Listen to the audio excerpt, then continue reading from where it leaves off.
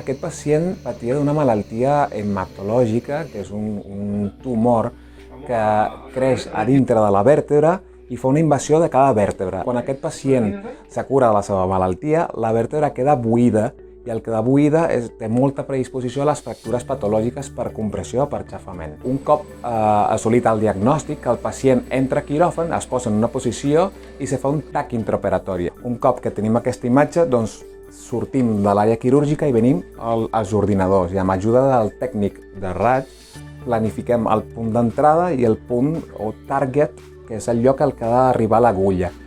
Un cop que s'ha planificat totes les trajectòries perfectes, doncs tornem a l'àrea quirúrgica i procedim a guiar l'agulla de la vertebroplàstia amb una mena de làser que l'angiògraf te proporciona i amb això, doncs, bàsicament el que aconseguim és la trajectòria perfecta que havíem planificat minuts abans de la cirurgia. Quan tenim la trajectòria perfecta, se torna a fer un TAC de control, assegurem que les agulles estan perfectament posicionades, de fet aquí es veuen com estan les agulles perfectament posicionades, i allí comencem el procés de cementar la vèrtebra, que és posar el cement en el lloc en el que hem planificat prèviament que la vèrtebra està buida.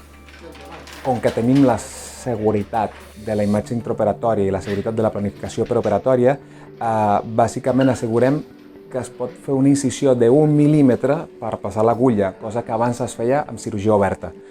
Segon, tenim la certesa de que cada moment que l'agulla progressa tenim un control immediat del progrés de l'agulla. I tercer, que cada cop que posem cement, aquest cement podem anar controlant en directe a on s'està anant. En una cirurgia com aquesta és imprescindible el personal d'infermeria i el personal d'anestèsia, això per descomptat.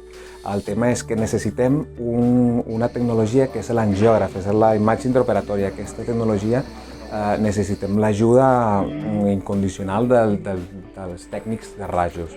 Doncs sense el treball i la feina d'ells i l'ajuda durant la planificació no podríem portar aquesta tècnica cap endavant.